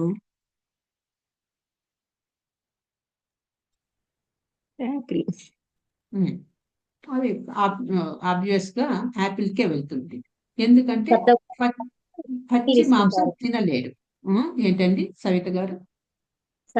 అది సత్వగుణం గలవారు యాపిల్ తీసుకుంటారు. అది పచ్చి మాంసం తినలేరు గనుక ఆ దాన్ని మళ్ళీ అది చేసుకొని ఆ మళ్ళీ సో ఆ దాని మసాలాలు తట్టించేది అది వేరే సంగతి. మనం ఆహ్, కళ్ళ ముందర పెడితే ఇమీడియట్ గా మనిషి దేనికి అట్రాక్ట్ అవుతాడు అని అంటే పండుకే అట్రాక్ట్ అవుతాడు. ఉం? కదా. పండు కట్ అవును. అంటే మన యొక్క దేహము, శరీరము, మన మనస్సు దేనికి అట్రాక్ట్ అవుతుంది, దేన్ని తినడానికి చేయబడింది, తయారు చేయబడింది అంటే సాత్విక food, I mean vegetables, fruits తినడానికే మన దేహం యొక్క శరీర సౌష్ఠవము అలా ఉందన్నమాట. మాంసం తినడానికి మన శరీరము, మన దంతాలు, మన యొక్క జీర్ణశక్తి అది మాంసం తినడానికి తయారు చేయబడలేదు. కాబట్టి ఆ పచ్చి మాంసం మనం తినలేము. సో అదే ఇప్పుడు మాంసాహారి అయిన పులిని గాని, సింహం ముందర కానీ తీసుకెళ్ళి ఆ యాపిల్ పెడితే అది పైకి కిందికి ఏగాదిగా చూస్తుంది మనల్ని. దాని పక్కలో మాంసం ముద్ద పెట్టామనుకోండి, టకామని తినేస్తుంది అనమాట. సో అవును. అదనమాట డిఫరెన్స్. సో ఇప్పుడు చూడండి ఆ వాసనలు కూడా మనకు మంచి ఫ్రెష్ గా ఉన్న అరటిపండు కానీ, పైనాపిల్ చూడండి, ఎంత మంచి వాసన. అమ్ముతున్న బండి దగ్గరలోకి వెళ్తున్నామంటే మనకు పైనాపిల్ వాసన గొప్పమని వస్తుంది. ఇమీడియట్ గా పైనాపిల్ నోట్లో నీళ్లు ఊరుతాయి, తినాలి అనిపిస్తుంది. ఉమ్, ఆ తర్వాత మామిడి పండు సీజన్ వచ్చింది అనుకోండి. ఆ మనం ఎలా కొంటాం, ఎలా సెలెక్ట్ చేస్తాం, ఇది మంచి స్వీట్ గా ఉంటుంది అంటే వాసన చూసి వాసన సెలెక్ట్ చూసి. చేస్తాం. వాసన చూసి సెలెక్ట్ చేస్తాము. అంటే అవి మంచిగా ఉంటాయి అన్నమాట. మంచి వాసన, మంచి సుగంధభరితమైన వాసన, ఆ వాసనతోటే మనకు అట్రాక్ట్ అవుతాం అన్నమాట. అదే మాంసం ఎలా ఉంటుంది, నీసు వాసన, అసలు వాసన చూడలేము. ఎందుకంటే అది డీకంపోజ్ అనేది స్టార్ట్ అయిపోతుంది. ఎప్పుడైతే దేహంలో నుంచి ఈ ఆత్మ అనేది బయటికి వెళ్ళిపోయిందో ఇమీడియట్ గా కుల్లడం అనేది స్టార్ట్ అవుతుంది. అందుకే అది ఎంత పెద్ద విఐపి పర్సన్ బాడీ అయినప్పటికీ కూడా నెక్స్ట్ ఆ రోజు చనిపోతే ఆ రోజు అదేంటి నైట్ సన్సెట్ లోపల తీసేసేయండి దేహాన్ని అని అంటారు. ఇన్ కేస్ ఎవరన్నా వచ్చే వాళ్ళు ఉన్నారు, దూర బంధువులు ఉన్నారు అని అంటే ఆ ఐస్ డబ్బాలలో పెట్టి నెక్స్ట్ డే వరకు పెడతారు. అంతకన్నా ఎక్కువ ఉంచరు. ఎందుకు అని అంటే ఎప్పుడైతే ఆత్మ వెళ్ళిపోతుందో ఈ మాంసం ముద్ద అయిన ఈ దేహము చెడిపోవడం స్టార్ట్ అయిపోతుంది అన్నమాట. సో అలా ఇప్పుడు ఈ మాంసం తీసుకుంటే మనము ఏదైతే ఆ మేక మాంసమో, కోడి మాంసమో, గొర్రె మాంసమో పెట్టారనుకోండి, దాంట్లో నుంచి ఆత్మ లేదు, వెళ్ళిపోయింది. ఆటోమేటిక్ గా డీకంపోజ్ అనేది స్టార్ట్ అయిపోతుంది. డెడ్ బాడీని తీసుకుపోయి ఎక్కడే వేయాలి, మనము శ్మశానంలో వేయాలి డెడ్ బాడీని తీసుకెళ్ళి. కానీ మనము ఇంకొక రకంగా వేస్తున్నాం అన్నమాట. సో అది తప్పు. దాని వల్ల ప్రభావం ఎలా ఉంటుందంటే ఇక్కడ ఏం చెప్తున్నారు, అంటువ్యాధులు ప్రబలే ఛాన్సెస్ ఉన్నాయి. తర్వాత కాలుష్యము, చిన్న వయసులోనే మరణము, ఏవేవో రోగాల వల్ల, కొలెస్ట్రాల్ పెంచుకోవడము, ఆ తర్వాత ఇదేంటి అంటువ్యాధులు అంటే గుర్తొస్తుంది బర్డ్ ఫ్లూ అనేసి 6 నెలలకు ఒకసారి, 8 నెలలకు ఒకసారి పేపర్లో వేస్తా ఉంటారు. చికెన్లు తినద్దండి, బర్డ్ ఫ్లూ ఉంది అనేసి. సో అలాంటివన్నీ కూడా ఎందుకంటే అవి ఆ శరీరం అలా తయారు చేయబడలేదు. మన యొక్క దేహము ఆకుకూరలు, కూరగాయలు, పళ్ళు, పాలు ఇవి తీసుకోవడానికి మాత్రమే తయారు చేయబడింది. అంతేకాకుండా మనకు భగవంతుడు భగవద్గీతలో ఏం చెప్తున్నారంటే ఏదేంటి పత్రం, పుష్పం, ఫలం, తోయం, ఈ 4 చెప్పారు. పత్రం కానీ, పుష్పము కానీ, ఫలం కానీ, తోయం అంటే వాటర్, అంటే లిక్విడ్స్ ఇవి ఇవ్వండి, ప్రేమతో భక్తితో నేను తీసుకుంటాను అని చెప్తున్నాడు. అందులో చికెన్ కానీ, మటన్ కానీ, ఫిష్ కానీ, ఎగ్ కానీ ఇవ్వండి, నేను తీసుకుంటానని చెప్తున్నాను. ఎందుకంటే భగవంతుడు మన మనుషులకు ఇచ్చిన ఫుడ్ ఏంటంటే అదే ఫుడ్. ఏది ఆకులు, పండ్లు, పాలు, ఇదన్నమాట. ఓకే, మనం తినే ఆహారం మనల్ని తయారు చేస్తుంది. భగవంతుని యొక్క మిగిలిన పరమాత్మ త్రిగుణాలకు అతీతుడు. సో భగవంతుని యొక్క ప్రసాదము ఈ త్రిగుణాల కన్నా అప్పులో ఉంటుంది, శుద్ధ సత్వంలో ఉంటుంది అది చెప్తున్నారనమాట. సో ఇక రైట్ హ్యాండ్ సైడ్ ఉన్నది చూడండి, ఇది గోవర్ధనగిరి. గోవర్ధన పూజ టైంలో ఇస్కాన్ టెంపుల్స్ లో అంతా ఇలా చేస్తారనమాట.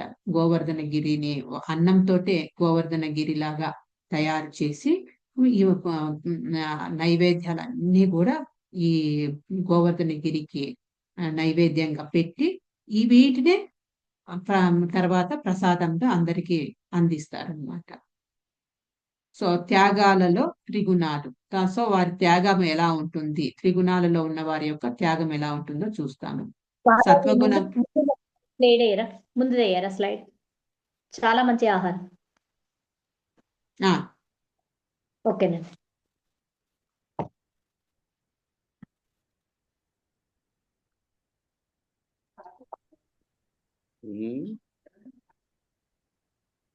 అందుకనే ఇట్లా ఉన్నది.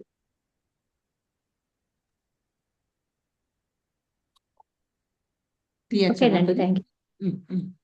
ఇలా ఆహార పదార్థాలన్నీ ఇలా ఏంటన్నారు పర్వత రూపంలో పెడతారు.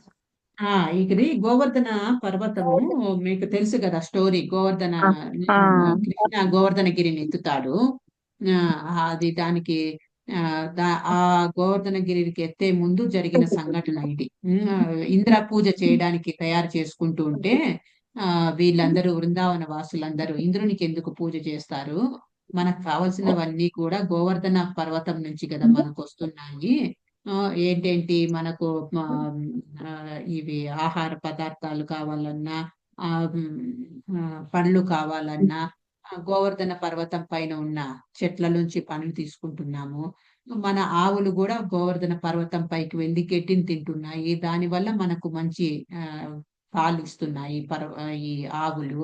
సో మొత్తానికి అలా చూసుకుంటే మనకు గోవర్ధన పర్వతమే పైన ఎక్కువ డిపెండ్ అయినాయి మన జీవితాలు, మన జీవన శైలి అంతా. ఎందుకంటే వీళ్ళు వైశ్యాస్ కాబట్టి కృషి, గోరక్ష, వాణిజ్య ఇవి చేసేవాళ్ళు. కృషి అంటే వ్యవసాయము, గోరక్ష అంటే గోవులను రక్షించడము, వాణిజ్యం అంటే వ్యాపారం. సో ఇవన్నీ గోవర్ధన పర్వతం నుంచి వీళ్ళకి మనకేంటి పూర్తిగా వాళ్ళు పొందుతున్నారు గోవర్ధన పర్వతం నుంచి. అందుకు ఇంద్రునికి ఎందుకు మనము పూజ చేయాలి? ఇంద్రుడు ఏం చేస్తున్నాడు? వానల్ని ఇస్తున్నాడు. ఆ వానల్ని ఇవ్వడము, వర్షాలను ఇవ్వడము ఆయన డ్యూటీ. ఆయన చేస్తున్నాడు భగవంతుని యొక్క ఆదేశాల ప్రకారము. కాబట్టి ఆయన గొప్పతనం ఏముంది, మనం పూజ చేయాలనుకుంటే గోవర్ధన పర్వతంకు పూజ చేయాలి అనేసి గోవర్ధన పర్వతంకు పూజ చేస్తారనమాట. సో ఇంద్రునికి ఇంద్రునికి ఆపేసి గోవర్ధన పర్వతం పూజ చేసినారనేసి ఇంద్రునికి కోపం వచ్చి పెద్ద కుంభవృష్టి కురిపిస్తారనమాట. సో ఆ టైంలో గోవర్ధన పర్వతంని ఎత్తి ఈ బృందావన వాసులందరినీ కూడా రక్షిస్తారు. సో అప్పుడు దాని గోవర్ధన పర్వతంకు పూజ చేస్తారు కదా, ఆ పూజ చేసినప్పుడు ఇట్లా నైవేద్యాలన్నీ కూడా అప్పుడు కృష్ణుడు వారి యొక్క ఏమంటారు బృందావన వాసులందరూ కూడా గోవర్ధనగిరికి ఆఫర్ చేశారనమాట నైవేద్యంగా. అదే ఇక్కడ కార్తీక మాసంలో గోవర్ధన పూజ అని ఒక రోజు వస్తుంది. మనం దీపావళి అయిపోయిన తర్వాత 3వ రోజు గోవర్ధన పూజ అనేసి, ఆ గోవర్ధన పూజ ఉన్న రోజు ఇవన్నీ ఇస్కాన్ లో ఇట్లా నైవేద్యంగా ఆఫర్ చేస్తారు. గోవర్ధన పర్వతం రూపంలో అన్నం చేసి గోవర్ధన పర్వతం లాగా డెకరేట్ చేసి ఈ ఆహార పదార్థాలన్నీ ఆఫర్ చేసి వాటినే మనకు ప్రసాదంగా పంచుతారనమాట ఇస్కాన్ టెంపుల్స్ లో. సంవత్సరానికి ఒక్కసారి కార్తీక మాసంలో ఈ పూజ చేస్తారు. ఎన్ని రకాల వంటలు మేడం? మన ఇష్టము. యాక్చువల్ గా 108 ఐటమ్స్ చేస్తారు, కొంతమంది 6 ఐటమ్స్ చేస్తారు. ఓకే, నెక్స్ట్ దానికి వెళ్దాము. సో సత్వగుణంలో త్యాగాలలో త్రిగుణాలు. త్యాగం అనేది ఎలా ఉంటుంది, ఎవరెవరు ఏ గుణంలో ఎలా ఉంటుంది. సత్వగుణంలో ఉన్నవారు శాస్త్రం ప్రకారము చేయవలసిన బాధ్యత ప్రతిఫలం ఆశించకుండా చేస్తున్నారు. సో సత్వగుణంలో ఏదైనా త్యాగం చేశారు అన్నా కూడా ఆ త్యాగం దేని శాస్త్ర ప్రకారమే ఉంటుంది, శాస్త్రాల్లో చెప్పిన ప్రకారమే ఉంటుంది. తర్వాత ప్రతిఫలం ఆశించకుండా చేస్తారు అలాంటి త్యాగము, సత్వగుణ త్యాగం. నెక్స్ట్ రజోగుణంలో ఉన్నవారు వస్తు లాభం కోసం చేస్తుంటాడు, గొప్పలు చెప్పుకోవడం కోసము చేస్తుంటాడు. సో తన యొక్క పేరు ప్రతిష్టలు పెంచుకోవడం కోసము, గొప్పతనం చాటుకోవడం కోసము, లేకపోతే తన సొంత లాభం కోసము చేస్తాడు రజోగుణంలో ఉన్నవాడు ఏదైనా త్యాగం చేయాలంటే. నెక్స్ట్ తమో గుణంలో ఉన్నవాడు ఏం చేస్తారు, శాస్త్రాలకు విరుద్ధంగా, శాస్త్రాలను ఏమి మైండ్ లో పెట్టుకోడు. శాస్త్రం అనేది వానికి, తమో గుణం ఉన్నవాడికి శాస్త్రానికి ఇదేంటి పెద్ద శత్రువుల్లాగా, ఏమాత్రము లెక్క చేయడం అన్నమాట. తర్వాత ప్రసాదాల పంపిణీ అనేది ఉండదు త్యాగంలో. తర్వాత వేద మంత్ర పఠనం అనేది ఉండదు, పూజారులకు దక్షిణ ఇవ్వడం అనేది ఉండదు. ఇవన్నీ కూడా ఉండనివి తమో గుణంలో వాడు చేస్తాడనమాట. వానికి ఇష్టం వచ్చినట్టు ఇష్టానుసారం చేస్తాడనేసి, అంటే శాస్త్రాలకు విరుద్ధంగా చేస్తాడు. సో హరే కృష్ణ మహామంత్రం పఠించడం ఉత్తమమైన మార్గము, ఉత్తమ యోగం, యాగం. 3వ శ్లోకం నుంచి 22వ శ్లోకంలోనే ఇది కూడా. సో శ్రీమద్ భాగవతంలో చెప్తున్నారు. మనము లాస్ట్ క్లాస్ లో చెప్పాను అనుకుంటా నేను మీకు. కృతయే ధ్యాయతో విష్ణు త్రేతాయం యజతో మఖై ద్వాపరే పరిచర్యాయం కలౌ తత్ హరికీర్తనం. సత్యయుగంలో విష్ణుమూర్తిని ధ్యానించడము, త్రేతాయుగంలో యజ్ఞాలు చేయడము, ద్వాపర యుగంలో భగవంతుని పాదపద్మములను సేవించడము ద్వారా ఎలాంటి ఫలితాలు లభిస్తాయో కలియుగంలో హరే కృష్ణ మహామంత్రం పఠించడం ద్వారా పొందవచ్చు. చూడండి, సో సత్యయుగంలో వేల కొద్ది సంవత్సరాలు తపస్సులు చేసేవాళ్ళు. త్రేతాయుగంకి వచ్చేటప్పటికి యజ్ఞయాగాదులు చేసేవాళ్ళు. అంటే తపస్సులు చేయడం వల్ల వాళ్ళకు త్రేతాయుగంలో ఫలితం ఉండదు.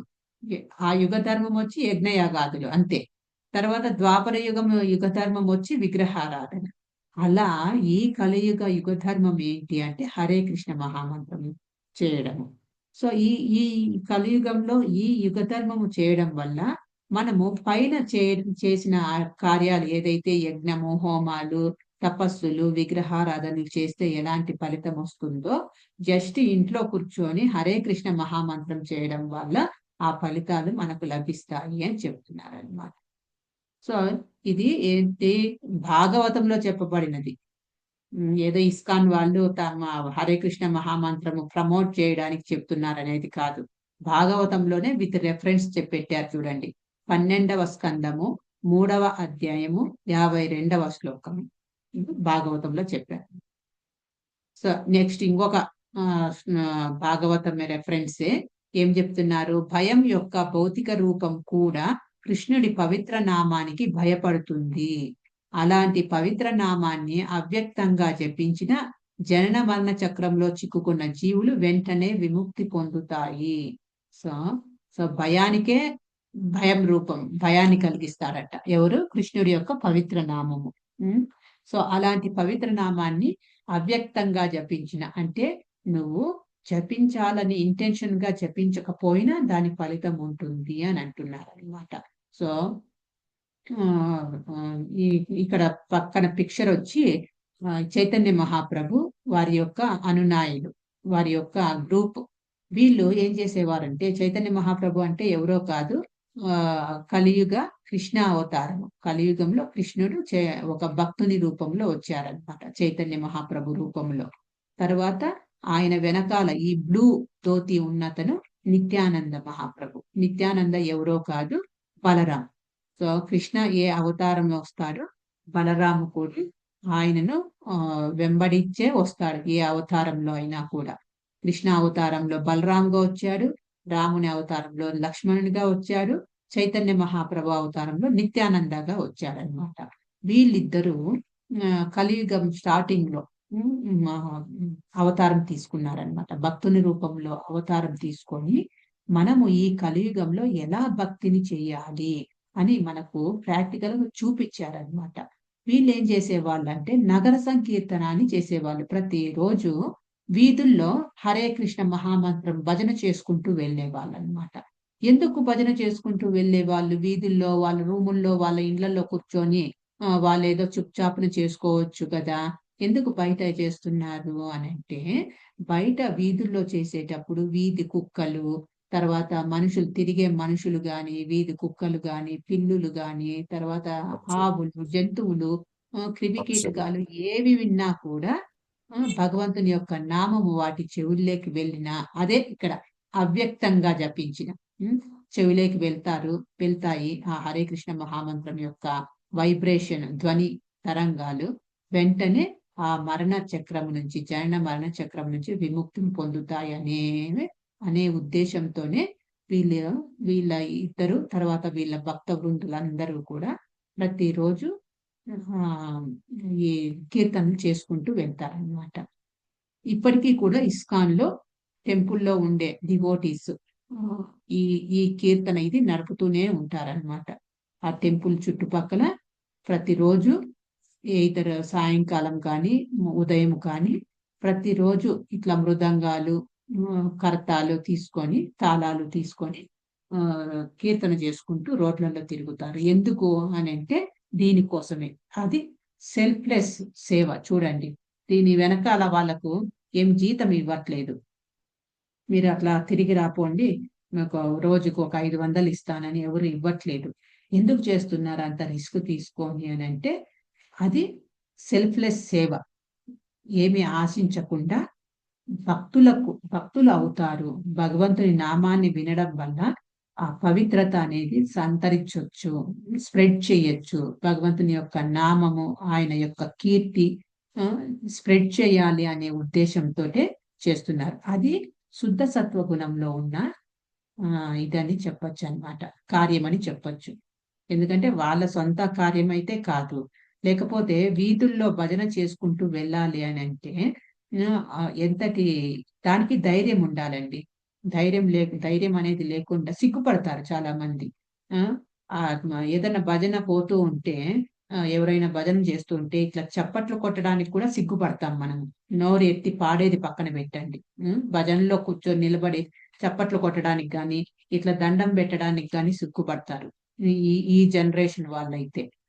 అలాంటిది ఇది ఇలా చేస్తున్నారంటే అదే శుద్ధ సత్వగుణంలో ఉన్న వారు చేసే సేవలు, పనులు అని చెప్పచ్చు అన్నమాట.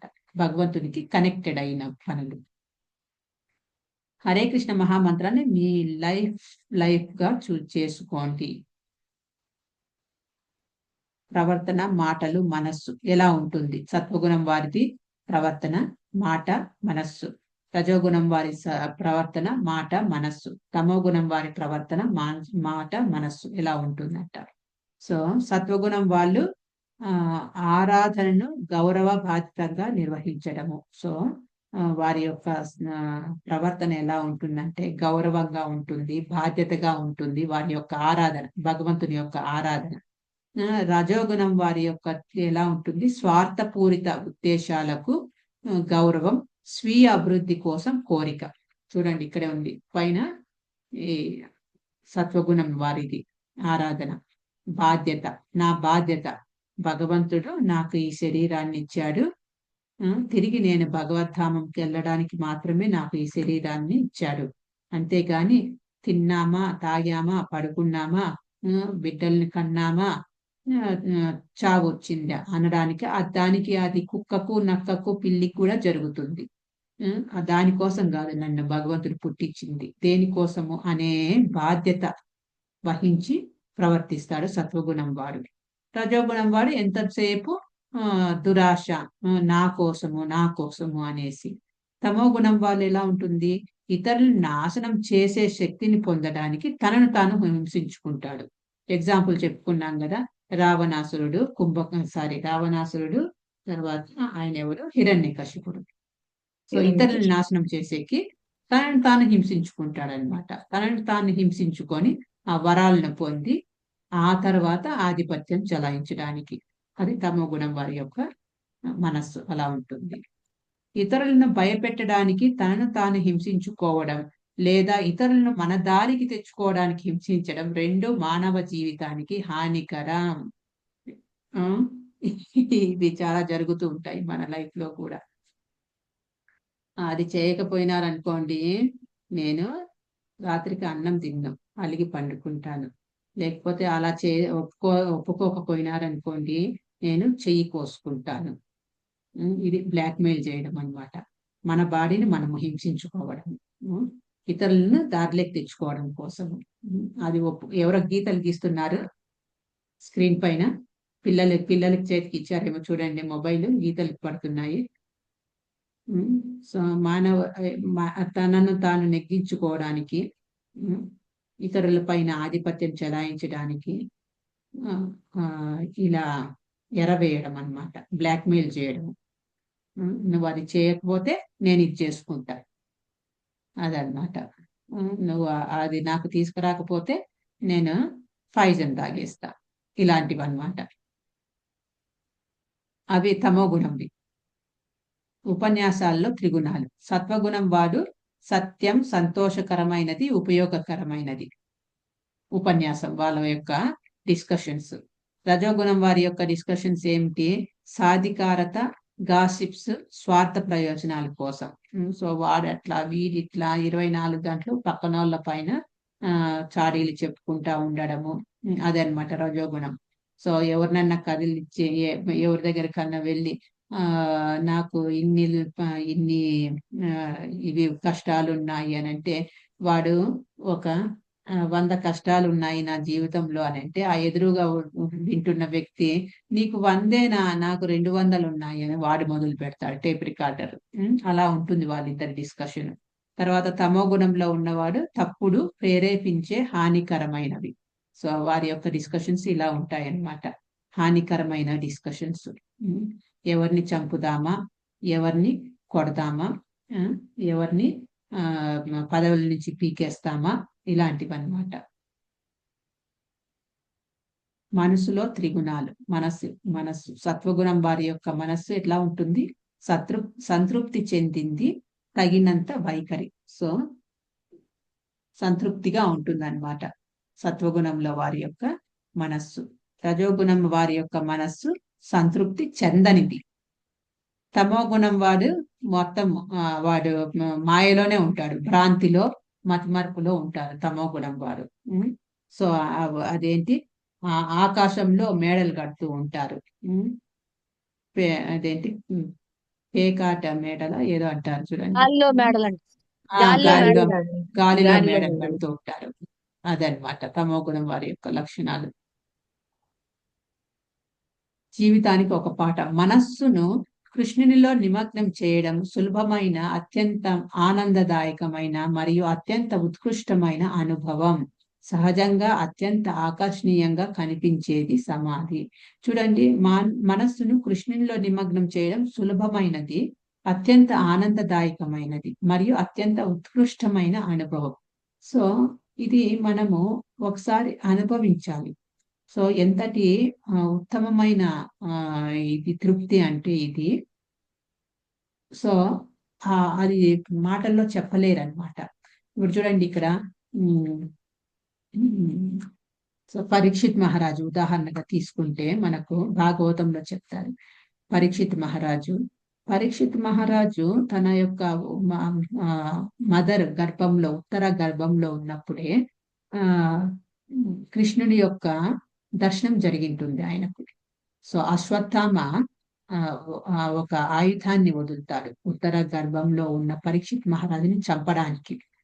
ఎందుకంటే పాండవుల యొక్క వంశమే నిలవకూడదు అన్నట్టు.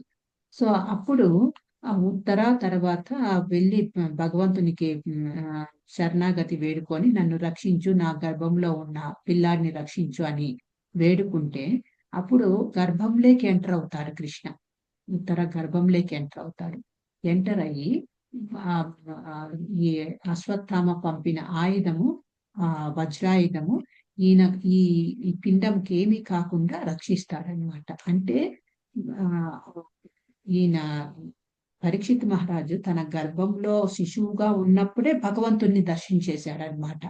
సో ఆ తర్వాత బయటికి వచ్చిన తర్వాత, పుట్టిన తర్వాత ఆయన ప్రతి ఒక్కరిని అంటే వెతుకుతున్నాడు. ఈయనేనా నేను గర్భంలో ఉన్నప్పుడు చూసింది, ఈయనేనా భగవంతుడు అనేసి. అందుకే ఆయన పేరు పరీక్షిత్ మహారాజ్ అని వచ్చింది. పరీక్షిత్ అంటే పరీక్షించి చూస్తుంటాడట, ఈయనేనా అనేసి. సో ఆ కృష్ణుడి పైన మనస్సు ఆయన అది అంతటి ఆనందదాయకం, తృప్తికరమైనది. ఇంకా కావాలి అనిపిస్తుంది. ఇంకొక ఎగ్జాంపుల్ ధ్రువ మహారాజు. ధ్రువ మహారాజు తపస్సుకు వెళ్తాడు. దేనికోసము? వాళ్ళ నాన్న దగ్గర నుంచి, వాళ్ళ సవతి అమ్మ దగ్గర నుంచి అవమానం జరిగి ఉంటుంది. సో ఆ అవమానం కోసము ఈయనేమి ఎందుకు వెళ్తాడంటే, వాళ్ళ నాన్న కన్నా ఎక్కువ రాజ్యాన్ని, ఆస్తిని పొందాలి, దానికోసం వెళ్తాడనమాట అడవికి తపస్సుకు. తపస్సు చేస్తూ ఉంటాడు. సో వెళ్ళినది ఏంటి పర్పస్? రాజ్యం సంపాదించాలి, అది ఉంది ఆయనకు. దానికోసం తపస్సు చేస్తాడు. కానీ భగవంతుడు ఎప్పుడైతే ప్రత్యక్షం అవుతాడో, ప్రత్యక్షమైనప్పుడు నీకేం కావాలి అడుగు ధ్రువ మహారాజు, ధ్రువ అని అడిగితే భగవంతుడు విష్ణువుకు ఈయన ఏం చెప్తాడంటే, నాకేమీ అవసరం లేదు భగవాన్, నిన్ను చూశాను, నీ సాక్షాత్కారం పొందాను నేను, నిన్ను చూసిన తర్వాత నాకు ఇంకేమీ అవసరమే లేదనిపిస్తోంది అని అంటాడనమాట. నేను గాజు పెంకుల కోసం వచ్చాను యాక్చువల్ గా, అంటే రాజ్యము ఈ ఐశ్వర్యము ఇవన్నీ గాజు పెంకులతో పోలుస్తున్నాడు ధ్రువ మహారాజ్ అక్కడ. నేను గాజు పెంకులు ఏరుకోవడం కోసం వచ్చాను ఇక్కడికి. నిన్ను చూసిన తర్వాత నాకు ఒక పెద్ద నిధి, వజ్రాల గనినే దొరికింది, నాకు ఇంకా గాజు పెంకులు అవసరం లేదు అని అంటాడనమాట.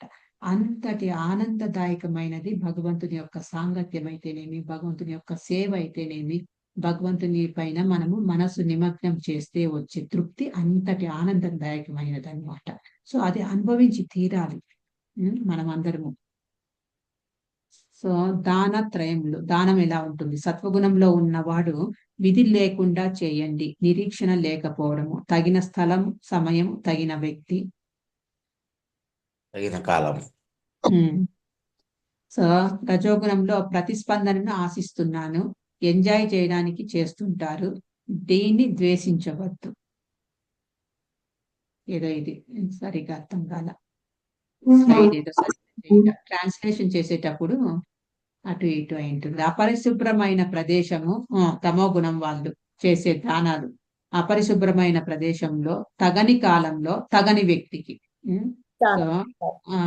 సో చేయాల్సిన వాళ్ళకు చేయరు వాళ్ళు, అవసరం లేని వాళ్ళకు చేస్తూ ఉంటారు అన్నమాట తమో గుణం ఉన్న వాళ్ళకు. ఉత్తమ దాన ధర్మం, కృష్ణుడి చేతనే కార్యకలాపాల పట్ల భక్తి, జీవన శైలి యొక్క అంశాలు. 3వ శ్లోకం నుంచి 22వ శ్లోకం చూడండి. ఉత్తమ దాన ధర్మం. సో ఉత్తమ దాన ధర్మం నేను నిన్ననే అనుకుంటా శ్లోకంలో చూశాను, చెప్పాను పిల్లలకి. ఓకే, ఇక్కడ చూడండి, ఇక్కడ జగన్నాథ్ ముందర చెత్త తోస్తున్నారు. ఈయన ఎవరంటే ప్రతాపరుద్ర మహారాజు, ప్రతాపరుద్రుడు. సో ఒరిస్సాకు ఒకప్పుడు రాజు ఈయన.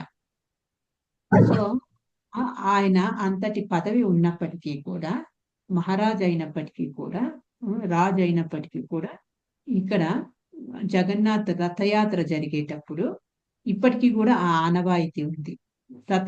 రథయాత్ర జరిగేటప్పుడు రథం ముందర ఆ స్టేట్ యొక్క రాజు, అంటే ఇప్పుడు వీళ్ళు రాజుల కాలం పోయింది లేండి, మంత్రులు గాని ఎవరైనా విఐపీలు అక్కడ ఆ రాజవంశస్థులు వచ్చి చెత్త తోయాలన్నమాట.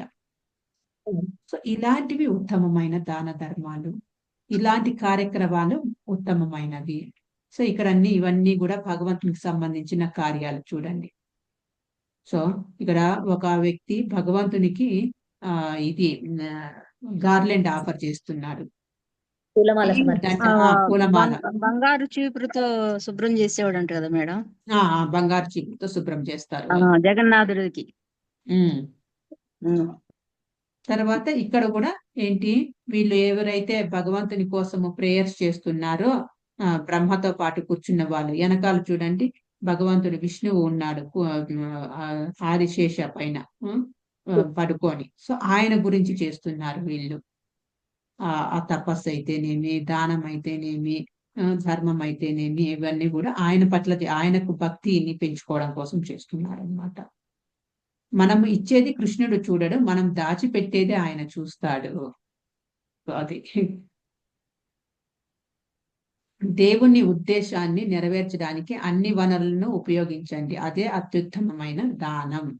దేవుని ఉద్దేశాన్ని నెరవేర్చడానికి అన్ని వనరులను ఉపయోగించండి, అదే అత్యుత్తమైన దానం.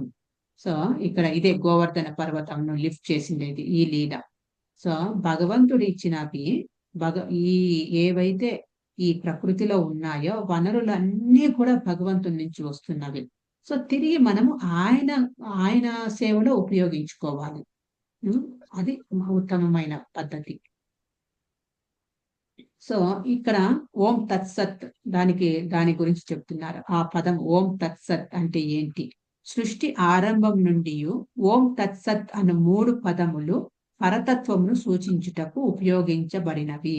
బ్రాహ్మణులచే వేద మంత్రములను ఉచ్చరించినప్పుడు పరబ్రహ్మ ప్రీత్యర్థమై యజ్ఞాచరణము కావించినప్పుడును ఈ 3 సంజ్ఞా పదములు ఉపయోగింపబడుచుండెను. సో ఓం తత్సత్ యొక్క ప్రాముఖ్యత, ఓం తత్సత్ అని ఎందుకు అనాది, దాని ప్రాముఖ్యత ఏంటి, అది 24వ శ్లోకం నుంచి 27వ శ్లోకం వరకు చెప్పారనమాట. ఓం అంటే ఓంకారం, తర్వాత నేనేం చేస్తాను అనే భావము అనే దాని గురించి 28వ శ్లోకంలో చెప్పారంట. చూడండి, ఓం తత్సత్ అను 3 పదములు పరతత్వమును సూచించినవి. సో భగవంతుడివి సూచించేవన్నమాట ఇవి. సో మనము ఏదైనా పని చేసే ముందు, పని చేసిన తర్వాత ఓం తత్సత్ అన్నారంటే సర్వం కృష్ణార్పణం అంటారు చూడండి. ఆ రకంగా అంతా భగవంతునికి చెందినదే అనుకోవడం అన్నమాట. అంత మా గురుమహారాజు జయపతాక స్వామి గురుమహారాజు, ఆయనే కాకుండా ఇస్కాన్ లో పెద్ద పెద్ద గురుమహారాజులందరూ కూడా ఈ ఏదైనా శ్లోకం చదివిన, శ్లోకము గురించి ఎక్స్ప్లెయిన్ చేసిన, ఆ తర్వాత చివర్లో ప్రసంగం అంతా అయిపోయిన తర్వాత ఓం తత్సత్ అనేస్తారనమాట. అంతా సర్వం కృష్ణ అర్పణం, నువ్వే చూసుకోవాలి అనేసి. ఓం అంటే విష్ణువు, దేవుని గురించి ఆలోచించడంలో సహాయపడుతుంది. తత్ అంటే మోక్షం కోసం అనుబంధం లేకుండా పనిచేయడం గురించి వివరిస్తుంది. సత్ అంటే భగవంతుడు ఆయన భక్తులకు సంతృప్తి కోసం చర్యలకు పాల్పడుతున్నారు. సత్ అంటే నిజమైనది. భగవంతుడు 28వ శ్లోకంలో ఏం చెప్తున్నారు? ఓ భారత, పరమ పురుషుని యందు స్లైడ్ ఓపెన్ చేయరా? ఓం అంటే విష్ణు, ఓం అంటే విష్ణువు దేవుని గురించి ఆలోచించడంలో సహాయపడుతుంది. అందుకే మనము ఏవైనా ఈ యజ్ఞం ముందర మంత్రాలు చదివేటప్పుడు ఓం ఓం అని దాంతోనే స్టార్ట్ అవుతుంది, ఓంతో స్టార్ట్ అవుతుంది. ఓం అంటే విష్ణువు, ఓంకారం. ఓంకారం ఎక్కడి నుంచి వచ్చిందంటే విష్ణువు ఫ్లూట్ నుంచి వచ్చింది ఓంకారం. గాయత్రి మంత్రం కూడా విష్ణువు ఫ్లూట్ నుంచి వచ్చిందంట, గాయత్రి మంత్రము. తత్ అంటే మోక్షం కోసం అనుబంధం లేకుండా పనిచేయడం గురించి వివరిస్తుంది. సత్ అంటే భగవంతుడు ఆయన భక్తులకు సంతృప్తి కోసం చర్యలకు పాల్పడుతున్నారు. సో ఇది మనకు డీటెయిల్డ్ గా లోపలికి 23 నుంచి 28 శ్లోకాలు చదివినప్పుడు మనకు భాష్యంలో డీటెయిల్డ్ గా ప్రభుపాద చెప్పారు. అది మనం స్టడీ క్లాస్ లో చూద్దాం. నెక్స్ట్ 28వ శ్లోకంలో ఏం చెప్తున్నారు? ఓ పార్థ, పరమ పురుషుని యందు శ్రద్ధ లేకుండా యజ్ఞము, దానము లేదా తపస్సు రూపమున చేయబడినదేదైనను అశాశ్వతము. చూడండి, భగవంతుని పైన శ్రద్ధ లేకుండా నువ్వు తపస్సు చెయ్యి, దానం చెయ్యి, యజ్ఞం చెయ్యి, ఆయన పైన శ్రద్ధ లేకనుంటే అది అశాశ్వతమే అని అంటున్నారు. అది అసత్ అనబడును. అట్టి కర్మ ఈ జన్మమునందును మరణానంతరము కూడా నిరుపయోగమే. చూడండి, సో మనము అంత కష్టపడుతున్నాము, యజ్ఞాలు చేస్తాము, హోమాలు చేస్తాము, వ్రతాలు చేస్తాము, ఇవన్నీ చేసినప్పుడు భగవంతుని పైన శ్రద్ధ లేకుండా చేస్తే అవి అసత్ అంటే శూన్యము అని అంటున్నారు. అవి అబద్ధమైనవి, అసత్, సత్యము కానిది. అట్టి కర్మ ఈ జన్మనందును మరణానంతము కూడా నిరుపయోగమే అని అంటున్నారు. సో మనం అంత కష్టపడి చేస్తున్న ఆ యజ్ఞం అయితేనేమి, హోమం అయితేనేమి, వ్రతం అయితేనేమి నిరుపయోగమైనప్పుడు ఎందుకు చేయాలి? కాబట్టి అట్లీస్ట్ మనం అట్లా చేయకుండా ఉండడము తప్పు, చెయ్యాలి. సో అదే భగవంతుని పైన శ్రద్ధ పెట్టుకొని చేస్తే మనకు ఉపయోగం పడుతుంది. మనకు ఈ జన్మ మృత్యు జరా వ్యాధి నుంచి బయటపడవేస్తుంది అలాంటి శ్రద్ధ, ఆ విశ్వాసము అని మనం తెలుసుకోవచ్చు అన్నమాట. ఓకే, ఇక్కడికి స్టాప్ చేస్తాను నేను.